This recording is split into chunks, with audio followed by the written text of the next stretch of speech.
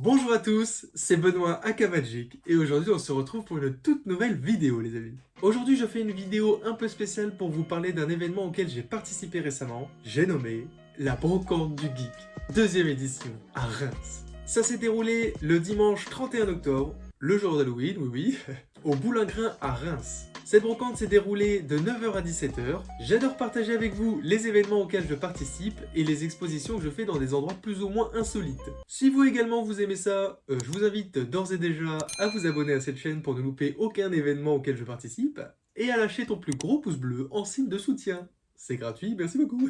Moi en tout cas ça me fait vraiment plaisir. Ça y est, c'est fait, on peut passer à la suite. On enchaîne. Jingle.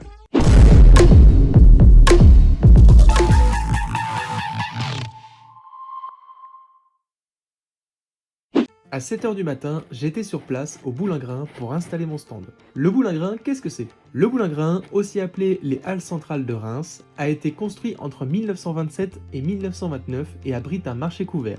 De temps en temps se font également des salons ou des brocantes, comme aujourd'hui avec la Brocante du Geek. La Brocante du Geek, qu'est-ce que c'est? Ce salon rassemble de nombreux exposants venus de toute la région et des régions limitrophes, dont l'objectif est de vendre, d'échanger ou de partager leur passion du geek, de la pop culture et de la miniature.